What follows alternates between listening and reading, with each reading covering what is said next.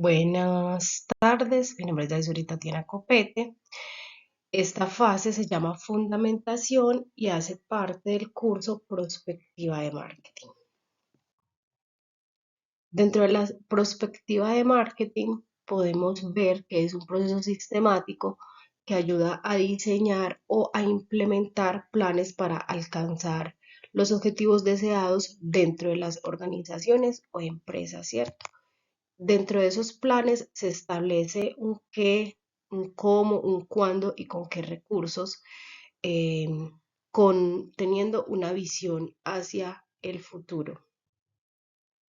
La perspectiva de marketing hace referencia, como lo indicaba anteriormente, al futuro, ¿cierto? Y este futuro nos denota acción en el sentido de alcanzar los objetivos estratégicos y obviamente rentabilidad dentro de las empresas.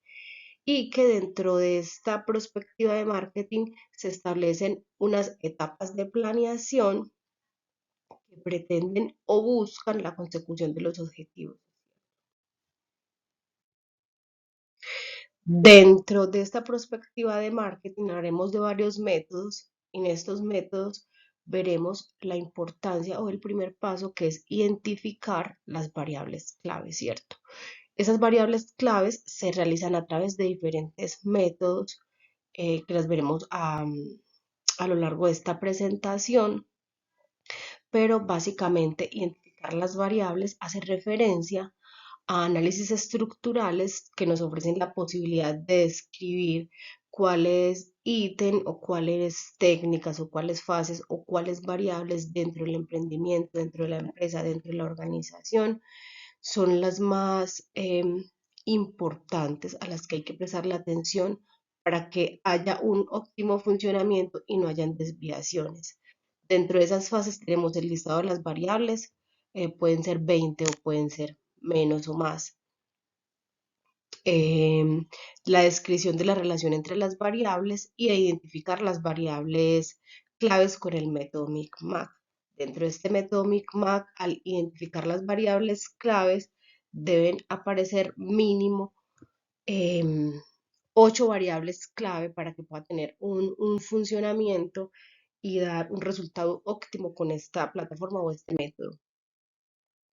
Dentro de ese listado de las variables, pues primeramente consiste en enumerar cuáles son las variables que se caracterizan dentro del entorno organizacional. Luego se describe la relación entre las variables, es decir, qué relación o qué incidencia tiene la variable X con la variable Y, ¿cierto? Entonces esto se puede realizar en una matriz de relaciones directas. Y luego la identificación es clave con el método MICMAC. Una vez teniendo mi listado de variables, lo hago por medio de este método y este método me va a arrojar mis variables claves y de allí se puede empezar a construir un futuro y planes de acción y cuáles son los objetivos a tener en cuenta dentro de cada variable. Dentro de analizar las estrategias de los actores hay varios métodos. El más destacado es el método MACTOR, que busca establecer relaciones de fuerza entre los actores, ¿cierto? Y tenemos identificadas sus fases. Finalizando estas fases, las 7 fases del método MACTOR, busca formular las relaciones o recomendaciones estratégicas con las preguntas a futuro. Entre las ventajas que podemos ver es que ayuda a estructurar una conjugación y ayuda a tomar decisiones.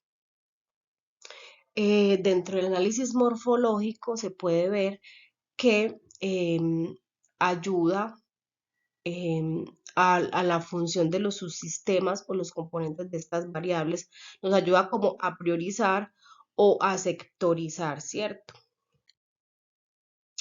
Dentro del método Delphi, ayuda a la estructuración de un grupo en el tema de la comunicación. Busca escuchar a todos los empleados o todos los participantes sus opiniones con el fin de eliminar la incertidumbre. Tiene estas 3 fases y busca un desarrollo práctico, pues, entre ellas. Sus ventajas es que ayuda a enumerar conjuntos, a ver la relación entre las variables y a identificar cuál es lo clave, ¿cierto? Dentro del método Abaco se realiza por medio de expertos y busca que sea una comunicación efectiva entre todos los participantes a nivel organizacional. Tiene dos fases. La una de esas es recoger la opinión de los expertos en primer lugar. Y la segunda es el tratamiento de datos, es decir, de acuerdo con la fase 1 y con esas respuestas, de acuerdo a los colores, se elabora una matriz donde se representan y se definen los ítems o los problemas y eso se categorizan para generar plan de acción. Dentro de la fase 3 se discuten los resultados de acuerdo a una imagen coloreada donde se da un debate o la explicación de cada voto y el procedimiento que se puede realizar. Está el método de impactos cruzados probabilizados SMIC-PRO-ESPER. Este método es muy probabilístico, ¿cierto? Determina las posibilidades y determina la comunicación. Estas técnicas permiten generar o intentar evaluar los cambios de las probabilidades en sus conjuntos.